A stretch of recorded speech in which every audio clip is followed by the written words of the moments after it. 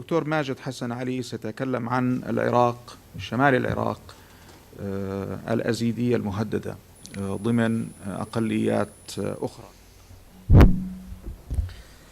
شكرا جزيلا. طبعا محاضرتي أيضا بشكل عام على النزوح العام في العراق، لكني سأركز على حالة الإزيدية. طبعا في المناطق المتنازع عليها أنا جلبت الخريطة لعرضها عليكم. ما هي المناطق المتنازع عليها؟ قد تكون غير معروفة للعالم العربي بشكل عام، لأن في العراق هناك توزيعات أو تقسيمات فئوية. مثلا غالبية الشيعة يتركزون في وسط وجنوب العراق، والسنة في وسط العراق لحد المناطق الشمالية، والكرد في مناطق أقصى الشمال، أي يتركزون في 3 محافظات. المناطق المتنازع عليها هي خط فاصل بين العرب جنوبا وبين الأكراد شمالا، وغالبية الأقليات الدينية والإثنية يتركزون في هذه المناطق المتنازع عليها. لماذا يركزون في هذه المناطق؟ طبعا لها أبعاد تاريخية. أنا أعتقد بسبب الضغوطات الدينية، يعني منذ العهد العثماني لحد تشكيل الدولة العراقية شمالا من جنوبا، نزح المسيحيين واليزيديين والكاكين والتركمان إلى هذه المناطق واستقروا فيها. الأقليات الإثنية، إذا صنفنا الأقليات الموجودة في المناطق المتنازع عليها من الناحية الإثنية، التركمان والشبك والكاكاية. في جدل هناك جدل حول هوية الشبك والكاكاية، لكن التركمان هويتهم واضحة، لكنهم مذهبين منقسمين بين الشيعة والسنة. أما الأقليات الدينية بشكل رئيسي الإزيدية والمسيحيين، والكاكاية أيضا تعتبر ديانة، لكن هناك جدل حول، يعني هناك جماعة داخل الكاكاية يعتقدون بأنهم ينتمون إلى الشيعة أو إحدى الفرق الشيعية، لكن الغالبية العظمى يعتقدون أنهم دين مستقل ودين قديم وينتمون إلى العرق الكردي. بالنسبة للديانة الإزيدية أيضا قد لا تكون معروفة في العالم العربي. أصبحت بعد هجمات عام 2007 وما بعدها 2014 سلط الإعلام كثيرا على الإزيدية وتعرض لهم من خلال المجازر والعمليات التي استهدفتهم من قبل الجماعات الإسلامية المتطرفة في العراق. الإزيدية هي تعتبر ديانة قديمة استوطنت في ميزوبوتاميا وقبل تشكيل الدولة العراقية وبعد تشكيل الدولة العراقية. الغالبية العظمى من الإزيديين يقطنون في العراق، وبالدرجة الثانية في تركيا، ثم في سوريا. لم يبقى الإزيديين في إيران. في تركيا أيضا حوالي 80,000 أيضا كلهم هاجروا إلى البلدان الأوروبية، وغالبيتهم يقطنون في ألمانيا. وهناك جاليات إزيدية في جورجيا وأرمينيا وأوكرانيا وبقية دول الاتحاد السوفيتي السابق. لا توجد إحصاءات دقيقة حول عدد اليزيديين لا في العراق ولا في خارج العراق، لكن لدي إحصائيات بأن عدد اليزيديين الموجودين في ألمانيا الآن حوالي 200 ما بين 220 إلى 230 ألف. إذا نقصنا منهم 80 ألف من يزيدي تركيا، البقية يبقون يزيدي سوريا ويزيدي العراق.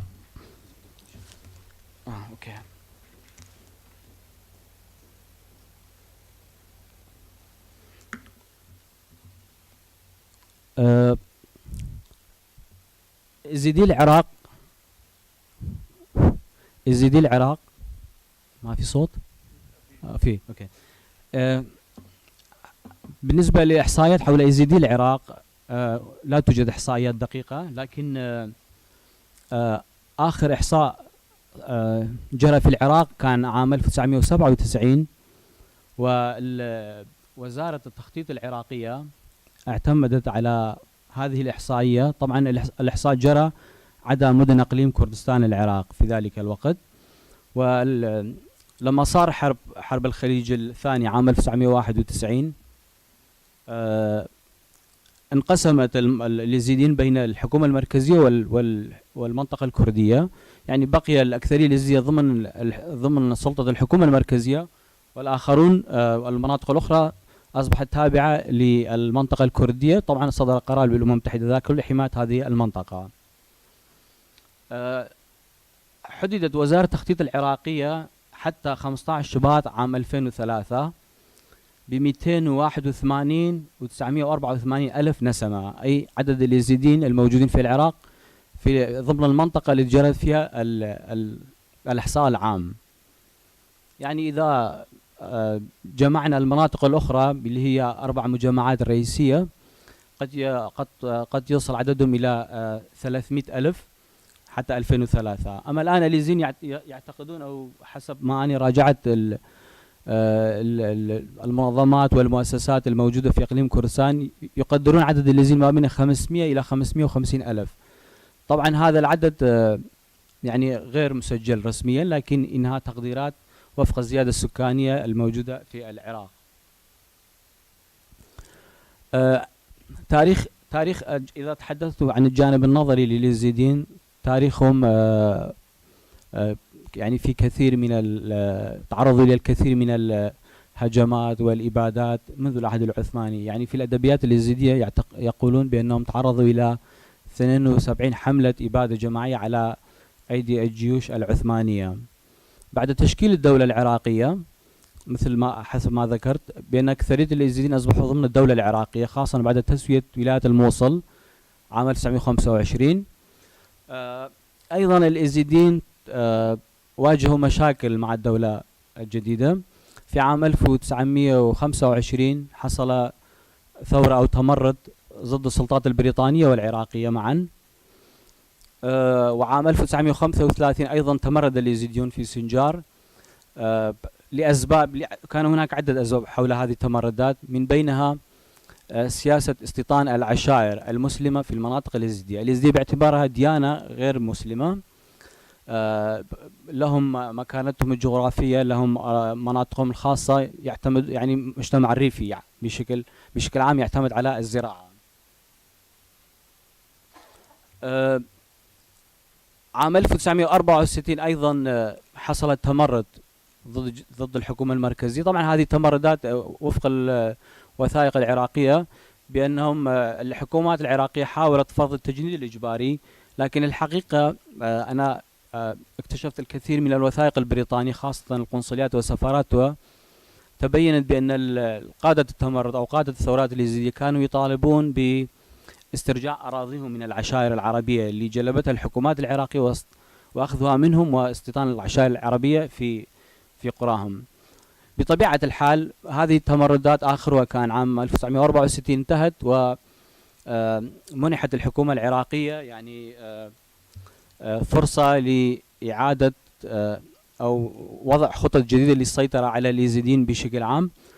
وطبعا في مرحلة السبعينات تم تدمير الكثير من القرى اليزيدية، وتم تجميعهم في المجمعات السكنية، يمكن نسميها أيضا مجمعات قصرية، لأنهم كانوا يعيشون على الفلاحة وفي قراهم. يعني لم يبقى قرية غير مدمرة، جميع اليزيديين يعني تم تجميعهم في مجمعات. وفي أنا راجعت الخرائط أيضا وضعت الخطط لجلب المسلمين والعرب حول المجمعات، لكن حرب الخليج الثاني عام 1991 حالت دون تحقيق ذلك، واستمر الأمر. طبعا الجدل مستمر حول مسألة الهوية، مثل ما قلت يعني الصراعات الهوياتية في العراق موجودة منذ القدم. اليزيديين أحيانا يعتبروا أنهم من العرق العربي، والأكراد أيضا يعتبرون من العرق الكردي، لكن في الآونة الأخيرة هناك تحولات حول مسار الهوية، وأنا أيضا عملت بحوث حول هذه المسألة. أنا أعتقد حسب دراساتي بأن اليزيديين يتوجهون نحو هوية جديدة اللي هي بالإنجليزي نسميه ethno religious minority، يعني هي ديانة وأثنية. نعم، يعني فيها تتوجه نحو هذا الاتجاه. هذا طبعا بشكل نظري تناولت اليزيدية حتى تكون معروفة لكم. أعود إلى الجانب طبعا محاضرتي تنقسم إلى قسمين، قسم نظري وقسم ميداني حول مسألة النزوح خاصة. طبعا اليزيديين على عكس المسيحيين واليهود، طبعا اليهود خرجوا من العراق آخر، بقي حوالي لحد 2003 حوالي 8 أو 9 عوائل يهودية. أما الهجرة المسيحيين أيضا بدأت من الستينات من العراق. اليزيديين لم يتعرضوا للنزوح الداخلي عدا مثل ما ذكرت بتدمير القرى في عهد حكومة البعث، يعني 68 عام 2003. بعد 2001 بدأت هجرة اليزيدية من العراق إلى الدول الأوروبية، لكن بعد 2003 حصلت موجات نزوح داخلي، خاصة أصبح الأقليات الغير المسلمة تحت أهداف يعني الجماعات الدينية المتطرفة، خاصة تنظيم القاعدة يعني ضرب اليزيدية في أكبر عملية عسكرية في العراق منذ الاحتلال الأمريكي لحد 2007. أكثر من 800 مواطن تعرضوا للقتل وال يعني الجروح. لهذا يعتبر اليزيدية من الحملة اللي تعرضوا لها في عام 2007 بأنها عملية إبادة جماعية رقم 73. وبعد ذلك كان هناك اغتيالات كثيرة، ونزح الكثير من الذين كانوا يعملون في في مدينة بغداد وجنوب العراق في العهود السابقة، جميعهم نزحوا إلى المناطق الكردية. في 2014 اللي هي معروفة هجوم داعش على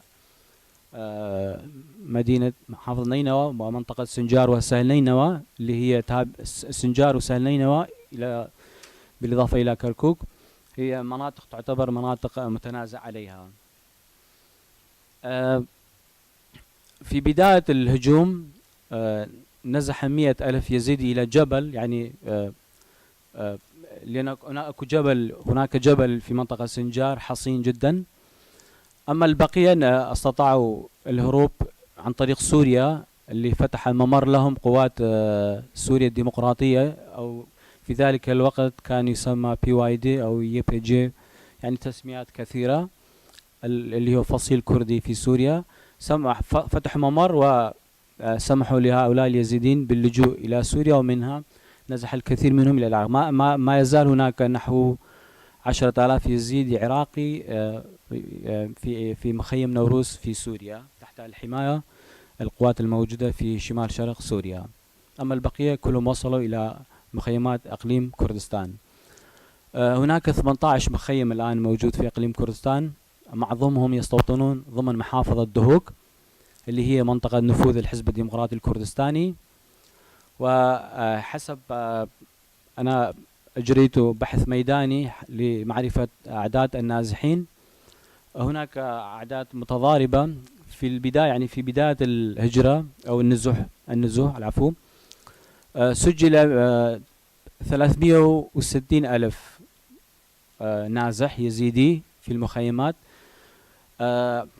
قبل ما أجي إلى الدوحة، يعني قبل 3 أيام أو 4 أيام، راجعت الدائرة. هناك مجلس شؤون اللاجئين التابع للحكومة المحلية في محافظة دهوك يسجل ويتابع هذا الموضوع بشكل دقيق.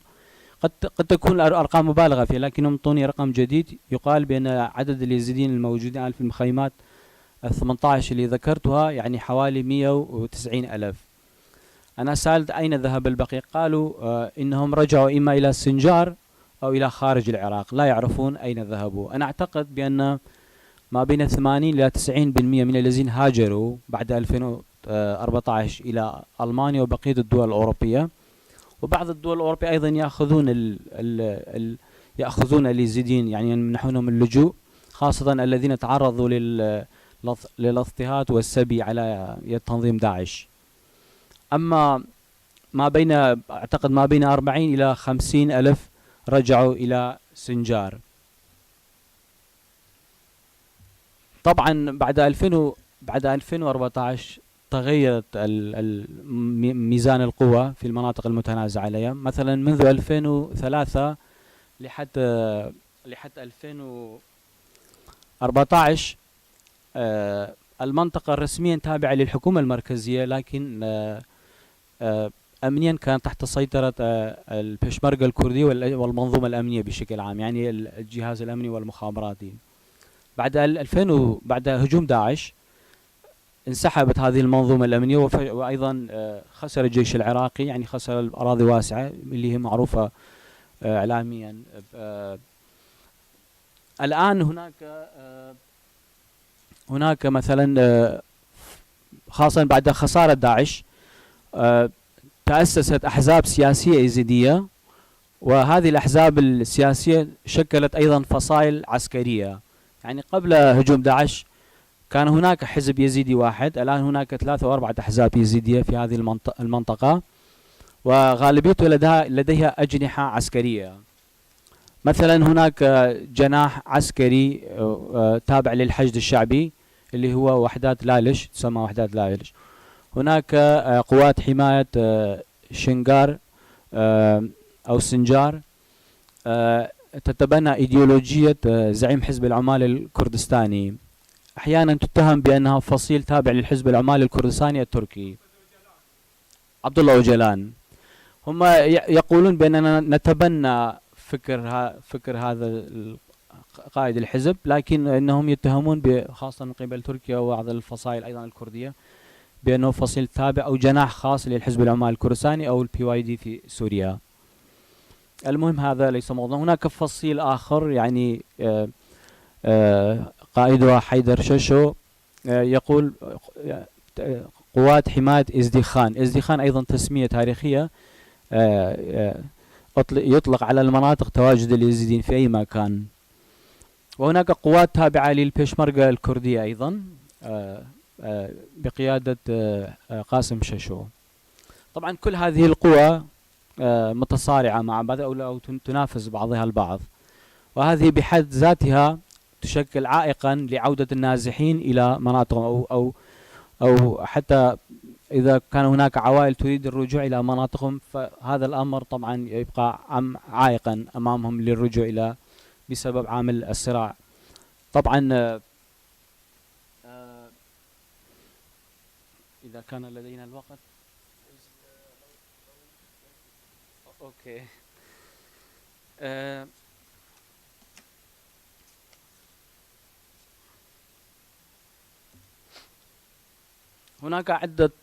هناك عدة عوامل تعرقل عودة النازحين الإيزيديين إلى سنجار وبقية المناطق في المناطق متنازع عليها.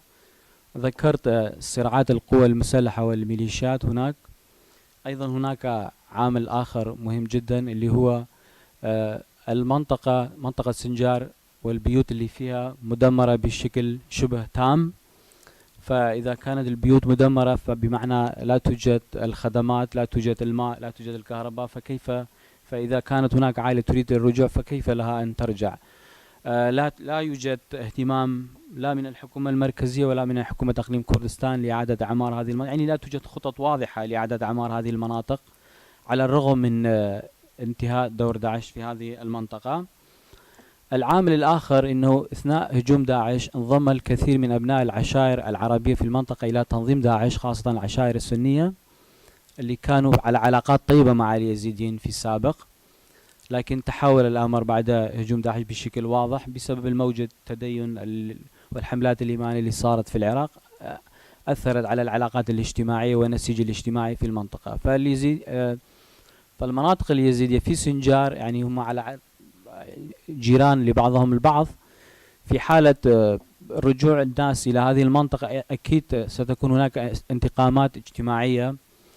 يعني المنطقة تحتاج إلى حملات بناء السلم الاجتماعي، فهذا الأمر أيضا غير وارد لحد الآن، ولا توجد أي خطط واضحة للحكومات المحلية والإقليمية وحتى المركزية لمعالجة هذه المسألة.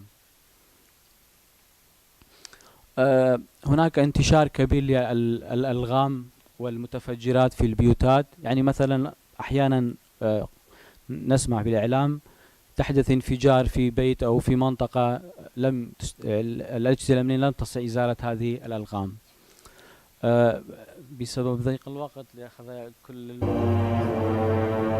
أختتم محاضرتي بشكل مختصر. شكرا جزيلا. يعني شكرا. طبعا احنا تناولنا يعني 4 مواضيع في غاية الأهمية، والوقت يعني صعب في التوزيع بطريقة عادلة.